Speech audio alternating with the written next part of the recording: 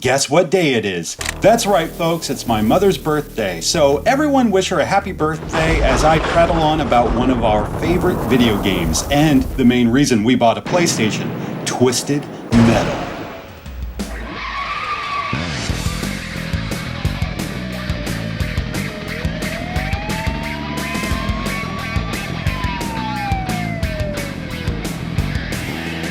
I won't lie, we actually played its sequel, Twisted Metal 2 World Tour, a damn sight more.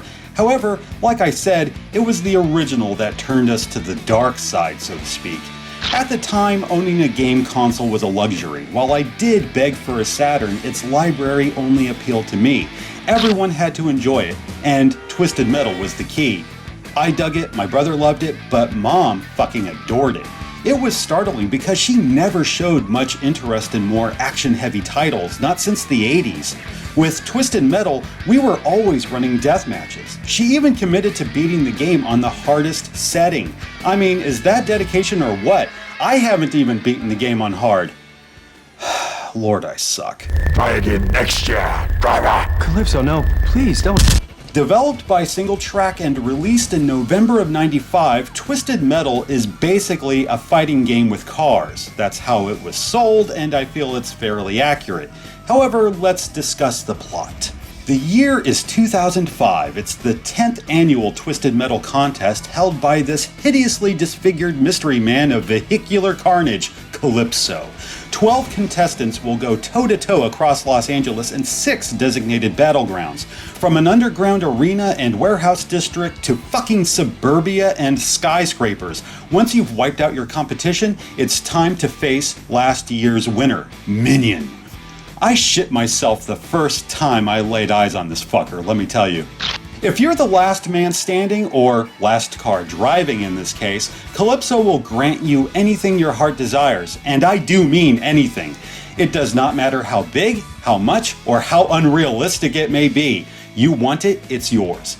Every vehicle is unique, as are their drivers. Aside from the obvious stuff like speed, armor, and handling, they all have special attacks that regenerate during gameplay.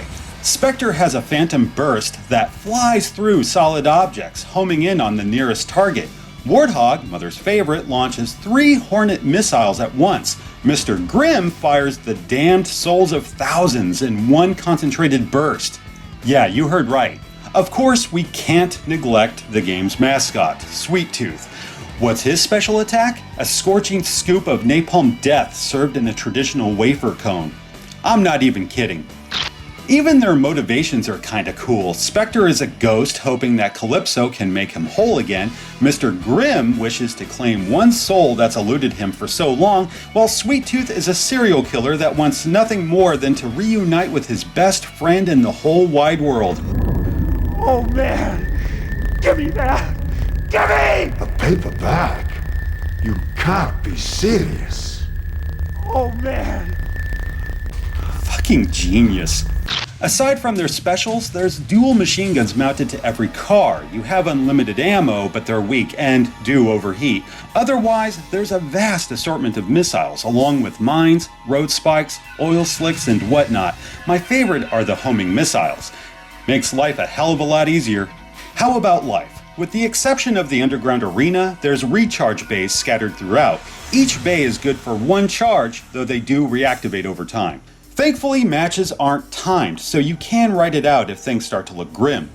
The arenas are awesome. They definitely captured the essence of Los Angeles and its surroundings, from the warm orange glow of street lamps down to the graffiti. It's eerie because I feel as if I've actually driven these streets. Very cool. Suburbia is my choice pick for best level. There's a little freeway nearby, as well as a concrete channel, and tons of homes with shitty minivans parked in the drive. Shit, there's even guys sitting in lawn chairs you can mow down for the fuck of it. The last level has you hopping rooftops. Definitely adds a new dynamic to the action. I hold my breath with every jump like I'll actually die if I don't make it. That's crazy. Playing Twisted Metal makes you feel like the star of a wicked action film loaded with car chases, wicked jumps, explosions, and dark humor. It's just awesome. As for the graphics, I've heard them criticized for pop-up and texture warping, but this never bothered me. I remember thinking at the time this was as close as we'd ever get to photorealistic visuals in video games. Yeah, I was a tad naive. Still, I think they've held up remarkably well. Texture maps are varied and detailed, littered with flourishes that give the game life, like body damage for instance. Music and sound effects are fantastic, but don't take my word for it, just listen. Oh yeah. Then we have controls. I know some players bitch the physics are wonky, though I really feel that depends on the car you drive. Otherwise, the layout's very intuitive and response time is tits. The one thing that disappoints me is that they cut the live-action endgame cinemas. All were made available on Twisted Metal Head-On Extra Twisted Edition for PlayStation 2. Camera work and lighting is above average, but the acting is delightfully atrocious. That's right. No more dead bodies. No more unsafe streets. No more war. You were a commander for the Allied troops. What was that, 5 years ago? 4.5. Now you want to go back in time. The one standout is Calypso. It may be the makeup or the voice, but you can just tell he got the mindset and fucking killed it. Bravo, man. I prefer this bit of full motion cheese to scrolling text. In closing, Twisted Metal is one of the best games for Sony's aging gray box. While I do feel it was surpassed by Twisted Metal 2, the original remains a cherished classic from my teens. Thanks, Ma. That was anticlimactic. Oh my god.